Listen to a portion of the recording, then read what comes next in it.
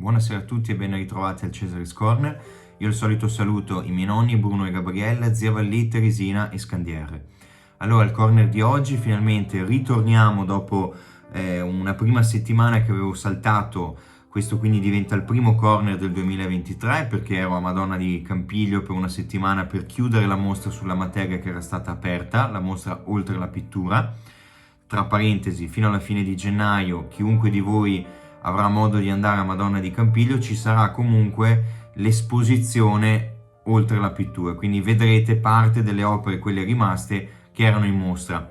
Detto questo, oggi vediamo due temi molto interessanti. Non condurrò il corner da solo, ci sarà un intervento precisissimo di un caro amico e artista, Fabrizio Spadini, che ci parlerà di un tema dove io non sono ferratissimo, quindi ve lo introdurrò nella seconda parte del video brevemente e poi lui concluderà il corner con una sua analisi più esperta e più approfondita su quell'ambito. Prima però iniziamo con un argomento a cui tenevo particolarmente di introdurvelo perché il 2022 si è chiuso con la scomparsa di un uomo, non solo un uomo. Probabilmente da qui a qualche anno lo faranno santo, come succede ultimamente con gran parte dei papi.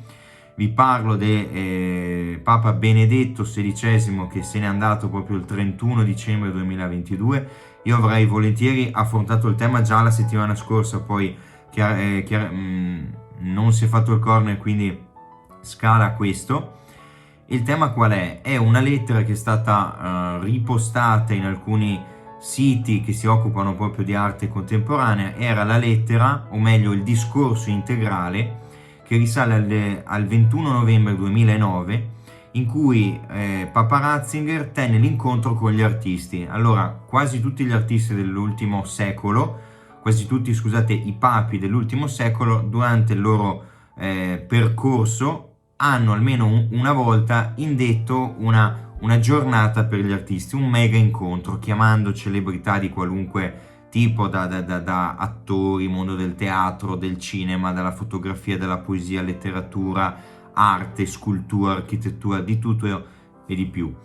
In questo caso si ricorda su un articolo proprio di quello stesso giorno di Finestre sull'Arte, si ricorda e si recupera il discorso integrale che Papa Ratzinger tenne il 21 novembre 2009 in questo grandissimo incontro con gli artisti. Alla fine vi dirò quali sono una breve parte, un breve elenco di questi oltre 200 tra artisti, scultori, registi, attori, cantanti, eccetera. Ci sono degli artisti di profilo incredibile, italiani, internazionali, eccetera.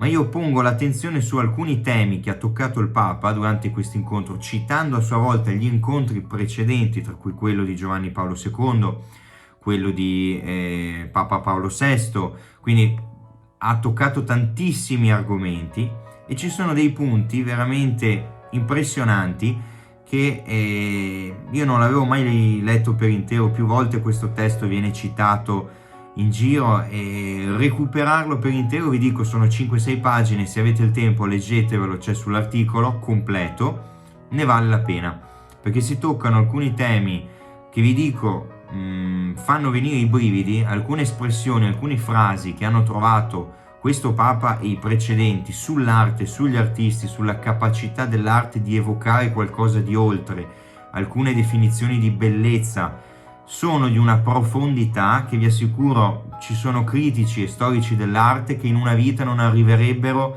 a scrivere una sola frase di quelle che vi leggerò tra poco, per dire la profondità che hanno toccato questi papi riguardo all'arte. Qua dentro ci sono frasi che in ambito laico, in ambito politico, in ambito sociale mai si diranno, forse non c'è l'interesse, forse non c'è la voglia, non c'è alcuno stimolo per farlo, però ci sarebbe bisogno di sentire più spesso queste frasi, queste espressioni, perché fanno bene a tutto il sistema arte, agli artisti e a alcune parole chiave che ci sono qui in mezzo, fra tutte la parola bellezza. Vedrete come la parola bellezza venga utilizzata tantissimo e io non ve lo leggo tutto perché sono 5 pagine, sto qui 40 minuti a leggerlo, però se lo leggerete tutto, ci sono delle definizioni di bellezza che partono da Kant, arrivano a Platone, passano, cioè attraversano tutta la filosofia e le teorie estetiche del secolo scorso, quindi frasi che non sono solo da Baci Perugina, che sono le frasi che può dire magari il critico in TV di turno che va alla Rai e deve, sappiamo già di chi si parla, no? Però sono frasi sentite, studiate, frasi che hanno un peso enorme. Per dire, questo incontro, vi ripeto, 21 di novembre 2009, è un incontro dove nella premessa Papa Benedetto XVI dice che intende esprimere e rinnovare l'amicizia della Chiesa con il mondo dell'arte, un'amicizia consolidata nel tempo, poiché il cristianesimo, fin dalle sue origini, ha ben compreso il valore delle arti e ne ha utilizzato sapientemente i multiformi linguaggi per comunicare il suo immutabile messaggio di salvezza. Questa amicizia va continuamente promossa e sostenuta affinché sia autentica e feconda, adeguata ai tempi e tenga conto delle situazioni e dei cambiamenti sociali e culturali. Ecco il motivo di questo nostro appuntamento.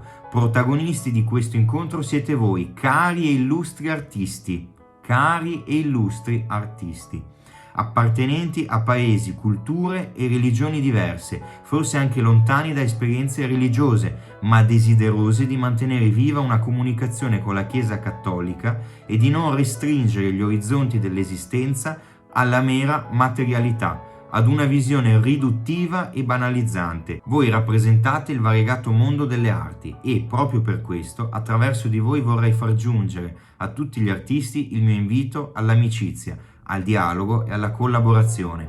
Questa era la frase introduttiva, era diciamo l'inizio di un discorso che attacca subito, riferendosi al discorso precedente, la famosa lettera agli artisti di Giovanni Paolo II, che venne scritta in occasione della vigilia del grande giubileo dell'anno 2000. In questo caso il pontefice Giovanni Paolo II, qua viene riportato il fatto che lui fosse anche artista, non lo sapevo, scrisse direttamente agli artisti con la solennità di un documento papale e il tono amichevole di una conversazione tra quanti, come recita l'indirizzo, con appassionata dedizione cercano nuove epifanie della bellezza.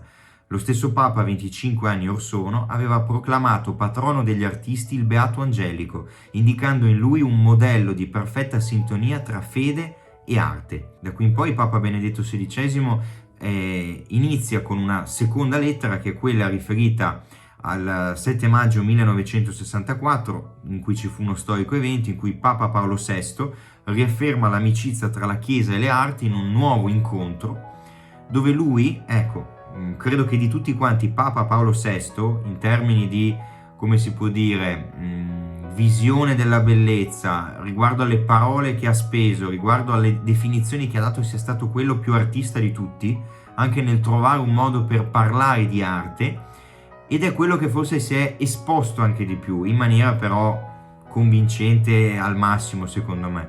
Ecco, lui disse: noi abbiamo bisogno di voi, il nostro ministero ha bisogno della vostra collaborazione, perché, come sapete, il nostro ministero è quello di predicare e di rendere accessibile e comprensibile, anzi commovente, il mondo dello spirito, dell'invisibile, dell'ineffabile, di Dio. E in questa operazione voi siete i maestri, è il vostro mestiere, la vostra missione, e la vostra arte è quella di carpirne dal cielo dello spirito i suoi tesori e rivestirli di parola, di colori, di forme, di accessibilità. E prosegue: se noi mancassimo del vostro ausilio, il ministero diventerebbe balbettante ed incerto e avrebbe bisogno di fare uno sforzo, diremmo, di diventare esso stesso artistico, anzi profetico, per assurgere alla forza di espressione lirica della bellezza intuitiva. Avrebbe bisogno di far coincidere il sacerdozio con l'arte. Io trovo che siano delle considerazioni di una profondità assoluta, qualcosa che già da leggere è emozionante. E proseguo ancora: in quell'occasione, qui ritorniamo a Papa Benedetto XVI, lui fa una descrizione che vi assicuro neanche nei libri di storia dell'arte si trova. Questa è proprio interpretazione pura. questa è analisi non iconografica, non è neanche iconologica, è qualcosa di oltre ancora, dove lui fa un riferimento al fatto che si trovano per quell'incontro dentro la Cappella Sistina, quindi sono davanti al cospetto, no, della volta di Michelangelo, il giudizio universale eccetera, e lui fa un riferimento all'opera che ha dietro, quindi parla in prima persona, interpreta il giudizio universale di Michelangelo. Allora voi sentite con che grado di enfasi, di convinzione, di capacità interpretativa entra dentro l'opera, perché questo è veramente un livello incredibile. Il giudizio universale che campeggia alle mie spalle ricorda che la storia dell'umanità è movimento e ascensione, è inesausta tensione verso la pienezza, verso la felicità ultima, verso un orizzonte che sempre cede il presente mentre lo attraversa. Nella sua drammaticità, però, questo affresco pone davanti ai nostri occhi anche il pericolo della caduta definitiva dell'uomo, minaccia che incombe sull'umanità quando si lascia sedurre dalle forze del male.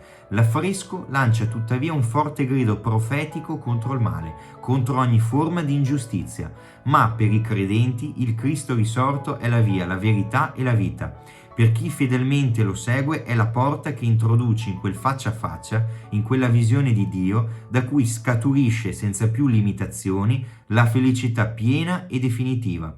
Michelangelo offre così alla nostra visione l'alfa e l'omega, il principio e la fine della storia, e ci invita a percorrere con gioia, coraggio e speranza l'itinerario della vita. La drammatica bellezza della pittura michelangiolesca, con i suoi colori e le sue forme, si fa dunque annuncio di speranza, invito potente ad elevare lo sguardo verso l'orizzonte ultimo. Ecco, questo è un modo di parlare di un'opera d'arte. Chiaramente non si parla di iconografia, non si parla di che cosa sia rappresentato nell'opera, è talmente famosa che non serve. Lui si trovava davanti all'opera, quindi non va a dire qui trovate questo e questo, perché non ha senso. Fa un'interpretazione, è un'interpretazione attualizzante del tema, dicendo che è l'eterno scontro fra il bene e il male, ma la parte secondo me più bella in assoluto, che lo rende ancora più contemporaneo a noi, è quando lui dice proprio all'inizio: è la storia dell'umanità che è movimento e ascensione, inesausta tensione verso la pienezza, verso la felicità ultima. È questa tensione michelangiolesca che si avverte tantissimo anche in scultura, questa tensione verso la pienezza, no? Questo non finito che ci porta verso questo senso di qualcosa che vorrei scoprire del tutto ma non riesco. Quindi vedete come lui alla fine sono una cosa come 10-15 righe, abbia colto alla perfezione il senso stesso del lavoro di Michelangelo, senza parlare di arte, perché alla fine lui in 3 righe ha spiegato il giudizio universale, che è qualcosa di difficilissimo. Hanno speso fiumi di inchiostro per dire meno, lui in 15 righe ha detto tutto, secondo me. Qua vi rendete conto come sia stato un papa, non solo forse il papa più colto degli ultimi 1000 anni di storia, questo è qualcosa di indubbio e detto da chiunque, ma sia stato un papa che sia stato in grado anche in campo artistico di dire qualcosa di veramente efficace, quando era già stato detto tutto, quando su quest'opera non c'è più niente da scoprire, si direbbe. Invece lui, devo dire, ha colto nel segno con delle parole impressionanti. Chiudo con un'ultima frase che è stata detta, sempre in questo caso è Papa Paolo VI: questo mondo nel quale viviamo ha bisogno di bellezza per non sprofondare nella disperazione. La bellezza, come la verità, è ciò che infonde gioia al cuore degli uomini, è quel frutto prezioso che resiste al logorio del tempo, che unisce le generazioni e le fa comunicare nell'ammirazione. E questo grazie alle vostre mani. Ricordatevi che siete i custodi della bellezza nel mondo.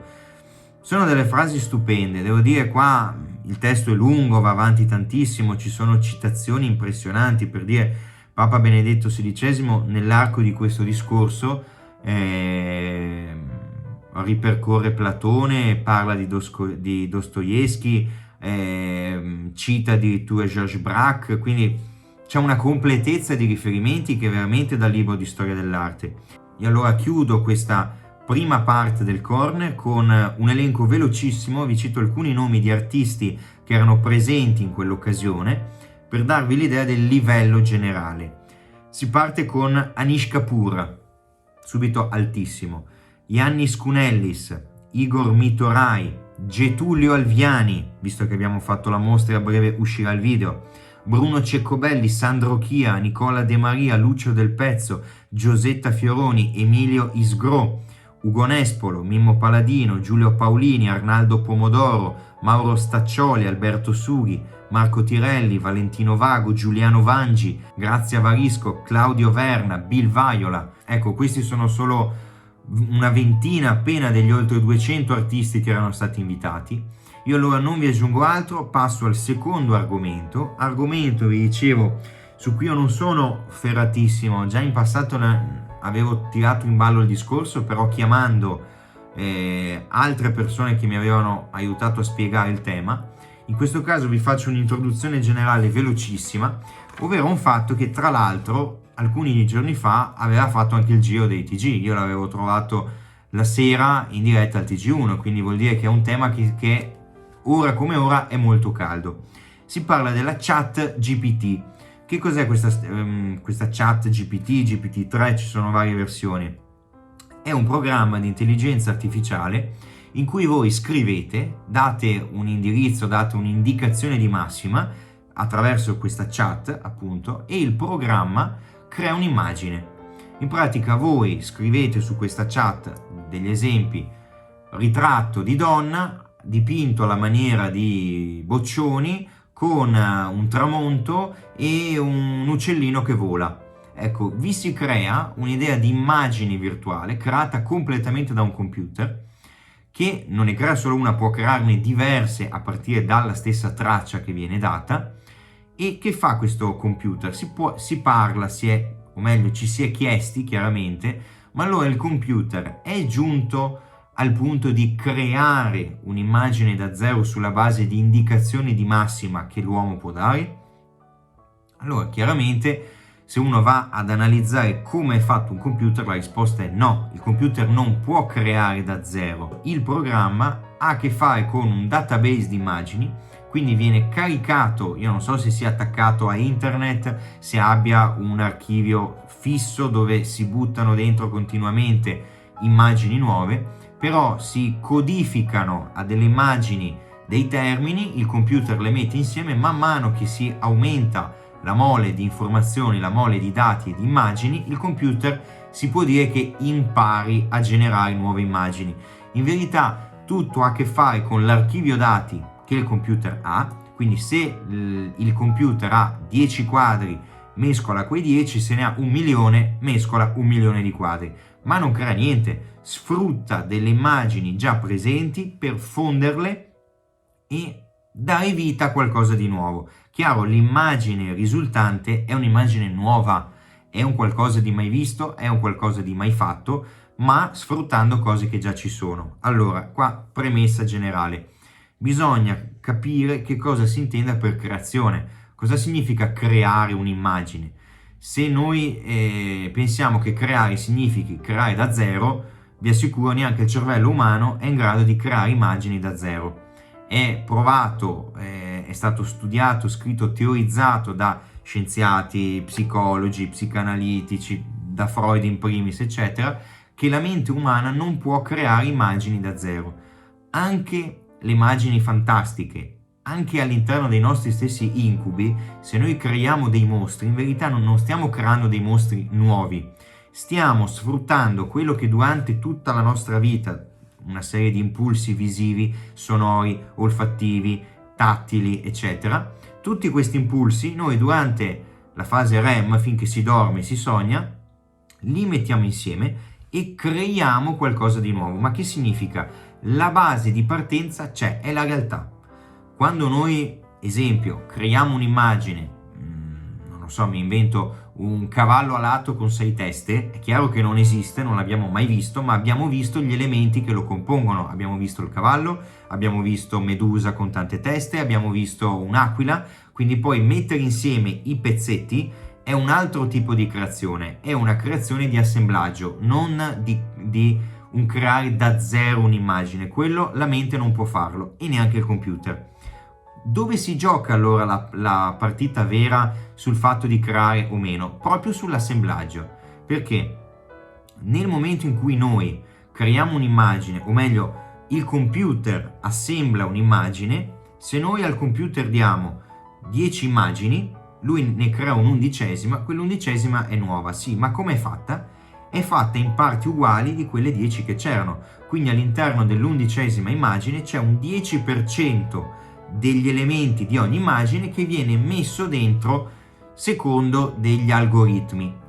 Qual è il punto? Che quando noi invece creiamo un'immagine, pensiamo solo a un artista, l'artista non mette insieme tutto, perché non ha la memoria del computer, non si ricorda come un computer, non ha la perfezione del computer, e in questa mancanza di perfezione sta la vera creazione, o meglio, sta ciò che ci distingue di più dal computer, che è la facoltà di scegliere. Perché se io creo un'immagine al computer e carico 1000 quadri, il computer li usa tutti e 1000, non può scegliere di usarne uno e non l'altro, e li usa tutti e 1000 in parti uguali. Se io chiamo un artista, lo invito a visitare il Louvre, questo artista vede 1000 opere e poi gli dico fai un quadro, fatti ispirare dai 1000 quadri che hai visto, lui non potrà mettere insieme tutti i 1000 quadri perché non se li ricorda tutti.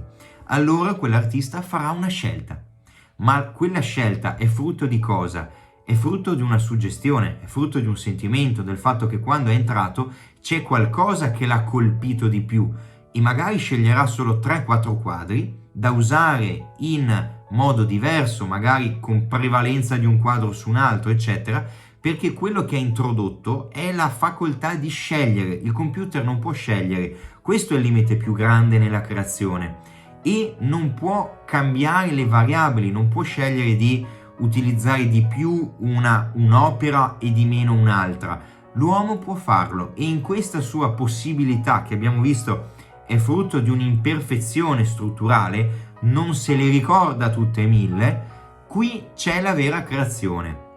Quindi secondo me quando ci si va a chiedere se il computer stia creando o non stia creando, eccetera eccetera, si parla solo di numeri, perché in verità oggi il computer se ne parla perché è riuscito a mettere insieme 1 milione di immagini e abbiamo un quadro, ma se domani è in grado di mettere insieme 10 milioni di immagini, 100 milioni di immagini, 1 miliardo di immagini, cosa cambia? Alla fine il procedimento è sempre lo stesso. A me come argomento tocca fino a un certo punto, non mi può più sconvolgere.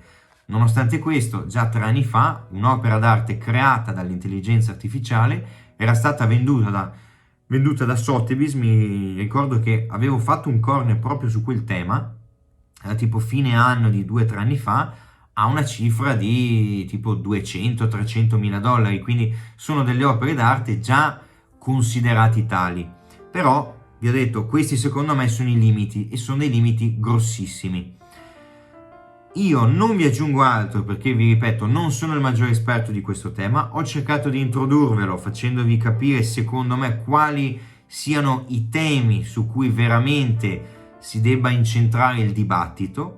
Adesso però cedo la parola a Fabrizio Spadini. Io ho provato a strutturare una serie di domande molto generiche, delle domande X, che lui ha scelto di prendere tutte in blocco, rispondere una per una, quindi vedrete la sua versione. Lui è molto più preparato, lavora, per chi non lo conoscesse già, producendo delle opere che parlano anche di questi temi, quindi lui li sente, li conosce, li studia da molto tempo, e quindi può darvi un'opinione ancora più approfondita sul tema.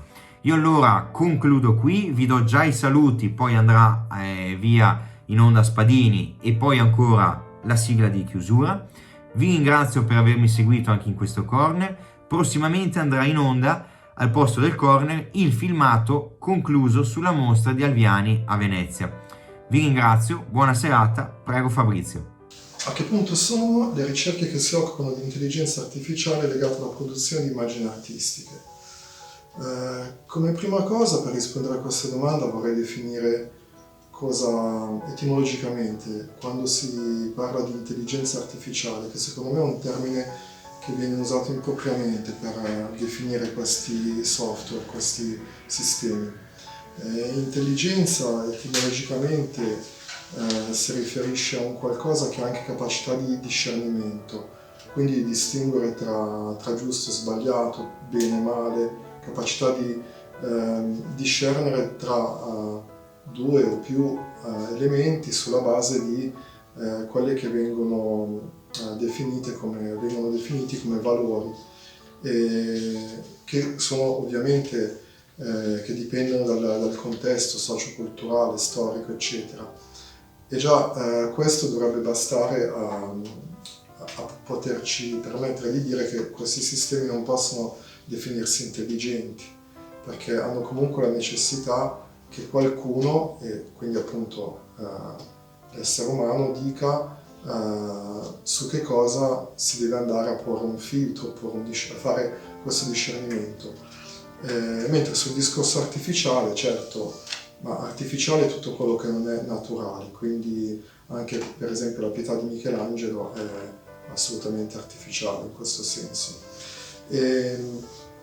Ultimamente sta facendo molto parlare di sé questo programma, che viene chiamato Chat GPT-3, mi pare, che ultimamente insomma è stato rilasciato in versione semidefinitiva, non più una versione beta, questo software che permette di creare, diciamo così, anche questo è un termine improprio, poi vedremo perché, a mio parere, di creare dei contenuti utilizzando un sistema appunto di cosiddetta intelligenza artificiale, partendo dagli input che vengono dati a questo sistema. Ad esempio, io posso digitare,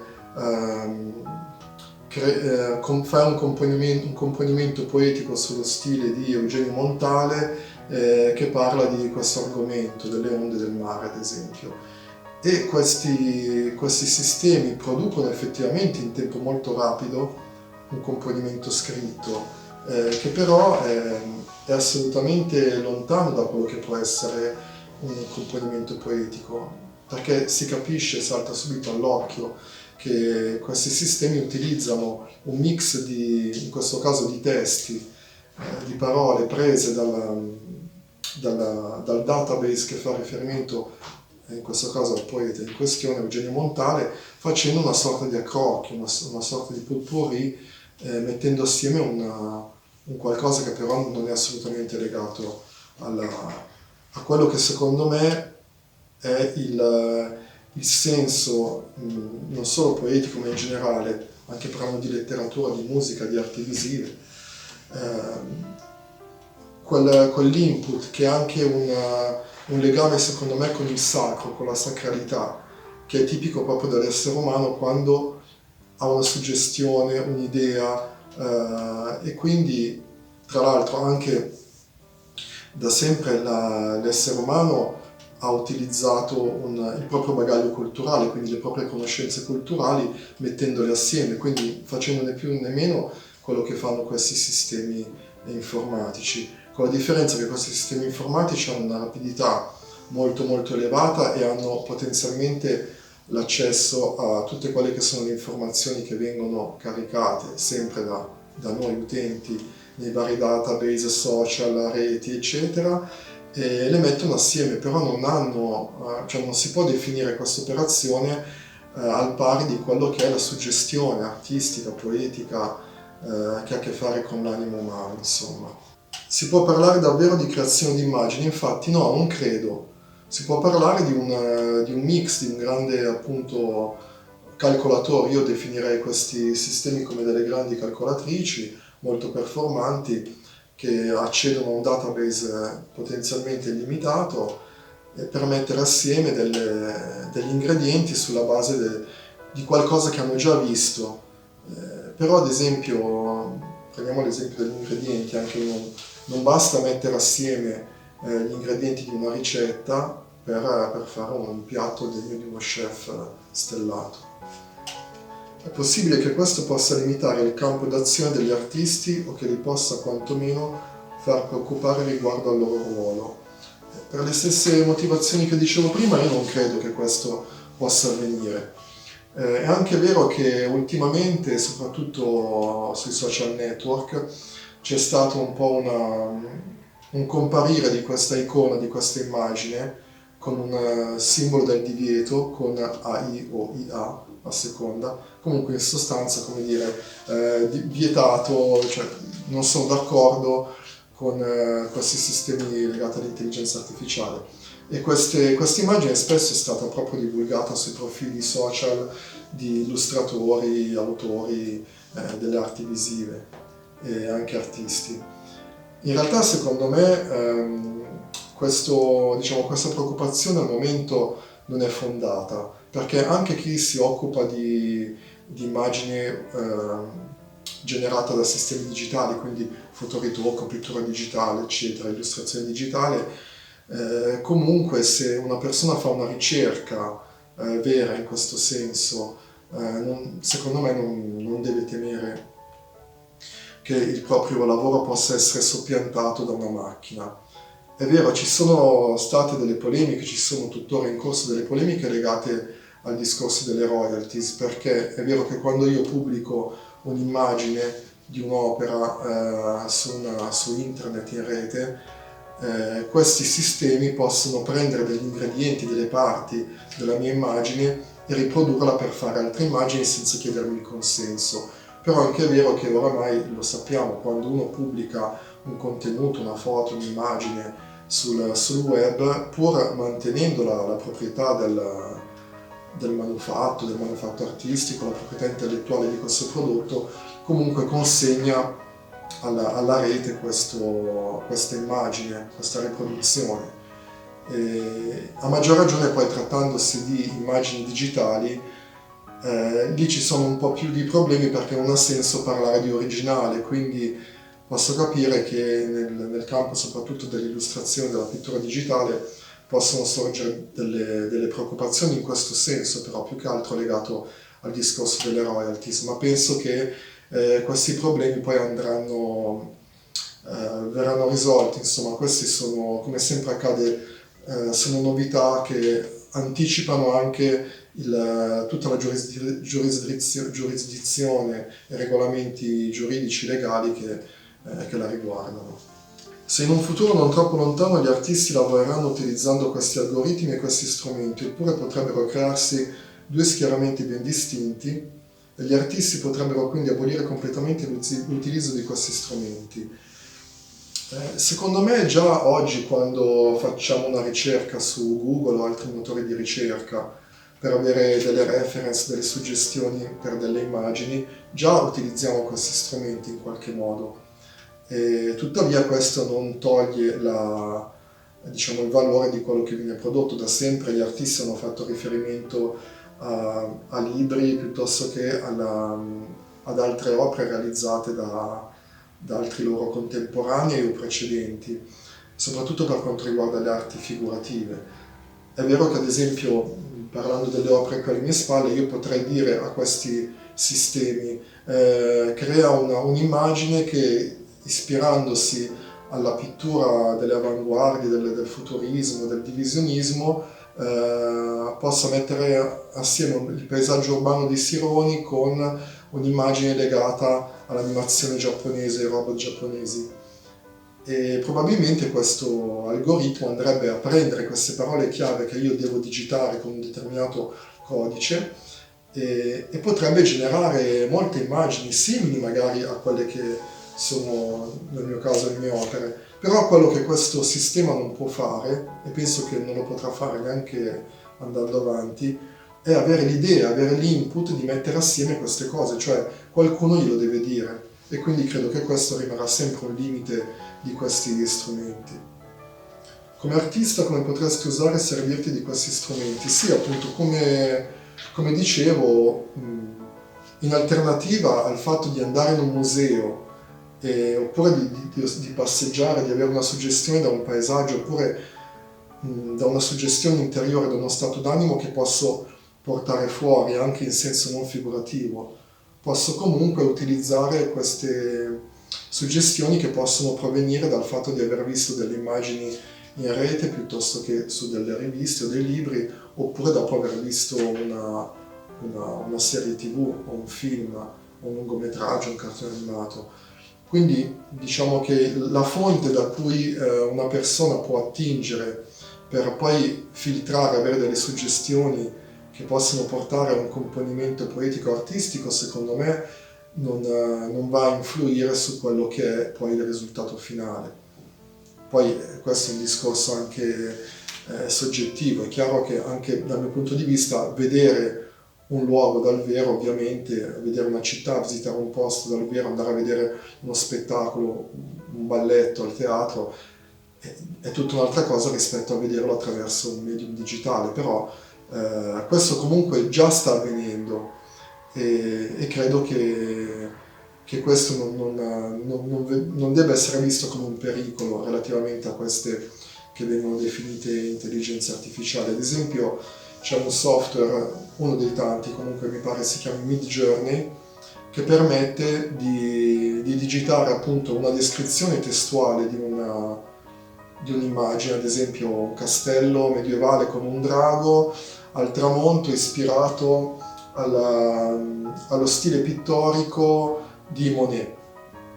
E questo algoritmo, questo sistema va a prendere queste informazioni e le mette assieme fornendo 4-5 immagini esemplificative. Poi da quelle 4-5 immagini io posso ulteriormente dire a questo software preferisco questa o quest'altra, rifammi ancora un'elaborazione che io vado a digitare in questo senso. Però capite che questo è più un meccanismo, è una cosa molto meccanica e che può essere anche utile. Non metto in dubbio che un autore possa utilizzare delle reference partendo da questo e poi trasformarle in qualcosa di unico, però credo che poi la qualità del prodotto dipenda sempre dall'idea, dipenda sempre dalla capacità soggettiva della persona. Quali sono i rischi? Secondo me un rischio molto importante, soprattutto per quanto riguarda l'utilizzo di questi sistemi che poi fanno riferimento a un'azienda, si chiama OpenAI, è un'azienda statunitense che negli ultimi anni si è costituita, che tra l'altro sta raccogliendo miliardi di dollari di investimenti. Ci sono grosse società, grossi personaggi, grossi nomi, tra cui Elon Musk, che sta investendo in questi sistemi, come anche in sistemi di robotica. Ovviamente quando aziende mettono miliardi sul tavolo vogliono poi avere un ritorno, ovviamente. E quindi è anche vero che tutto quel frastuono mediatico che si sente legato a queste innovazioni presunte tali è anche dato dal fatto che ci sono grosse aziende che spingono per poi vedere trasformate le loro ricerche in qualcosa che possa portare poi a un guadagno, un ritorno economico.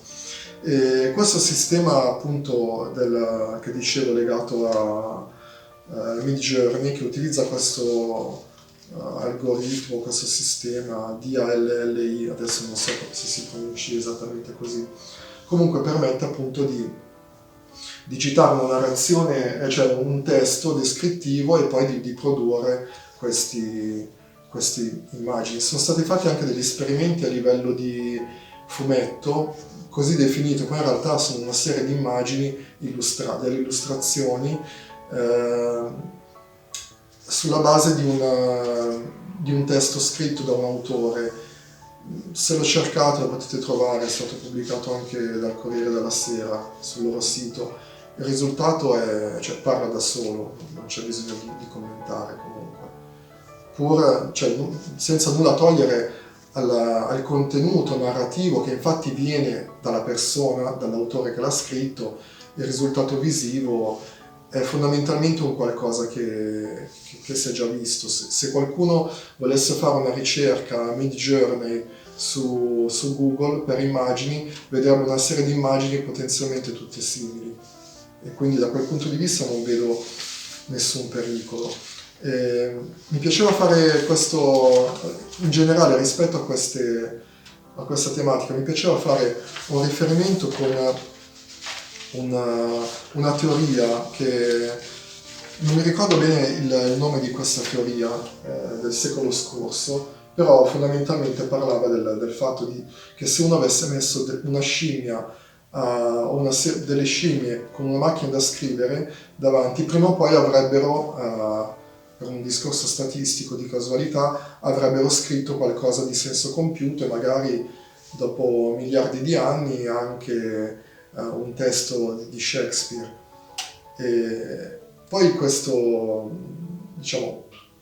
fantasia, così, questo aneddoto, è stato anche ripreso in maniera molto strutturale da José Luis Borges, che nel 1941 ha pubblicato un racconto intitolato La biblioteca di Babele, che tra l'altro è stato di ispirazione a Umberto Eco nel Nome della Rosa, dove Borges immagina questa biblioteca potenzialmente infinita, composta da tante stanze. In ogni stanza ci sono degli scaffali, su questi scaffali ci sono dei libri che hanno un determinato numero di pagine.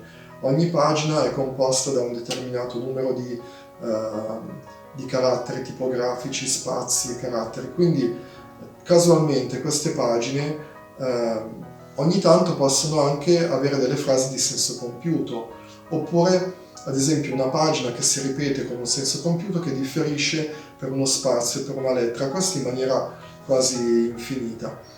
E allo stesso modo potremmo immaginare, facendo un'analogia visiva, visto che si parla di arte visiva, una stampante tipo desktop con un quantitativo illimitato di cartucce e di fogli, gestito da un software che andrebbe in maniera del tutto casuale e arbitrario a mettere a stampare, a mettere dei punti di colore in maniera casuale sulla pagina, potendo potenzialmente disporre di un tempo infinito di anni, o quasi infinito. All'interno dei miliardi di fogli stampati da questa stampante potrebbero anche apparire delle riproduzioni di opere d'arte del passato, del presente e anche del futuro, di opere d'arte figurative, concettuali, astratte, cioè diciamo di tutto quello che visivamente potrebbe essere descritto da una serie di colori sulla pagina. E questo per far capire che non dovremmo, secondo me, cadere nell'equivoco dovuto alla potenza di calcolo di questi sistemi, perché se noi togliamo il soggetto che percepisce queste immagini e che può dare un senso a queste immagini, che gli può dare un senso estetico, un valore, sulla base dei propri valori culturali, storici, sociali, eccetera, della propria sensibilità, non resterebbe altro che una serie di immagini potenzialmente tutte prive di significato, perché siamo noi osservatori che diamo un significato e diamo un senso a un qualcosa che vediamo, sia che si tratti di un'opera figurativa ma anche di un'opera astratta. È sempre il soggetto che determina il valore a livello di empatia di questo. E dato che secondo me ancora non sarà possibile per una fotocamera digitale o per una telecamera provare un'emozione di fronte a un'opera di Michelangelo piuttosto che un'opera di Burri o Fontana, potrebbe solo determinare il valore di quest'opera sulla base delle informazioni che sono state caricate sul database in termini di storicità, di storia dell'arte, di valore storico dell'arte, di contenuti, di valori economici, di mercato, ma nient'altro. E quindi per ridimensionare quello che è che sono le capacità molto potenti di questi macchinari, è come se noi disponessimo di una macchina, di un'astronave anche, in grado potenzialmente di raggiungere ogni angolo dell'universo, ma senza pilota, priva di pilota, oppure dove il pilota ha la nostra durata di vita, quindi non potrebbe nemmeno raggiungere forse un pianeta, poi raccontare le suggestioni da questi viaggi stellari. Un po' come se noi avessimo una tombola con un numero infinito di caselle e nessuno che ci può giocare a questa tombola. E potenzialmente poi potrebbe anche se ci fosse qualcuno a giocare, potrebbe durare all'infinito questa partita e quindi perderebbe di senso. Ecco, un po' questo era quello che volevo esprimere relativamente a queste anche preoccupazioni e a questo clamore che viene dato in maniera secondo me eccessiva dietro a questi sistemi, a questi grandi calcolatori.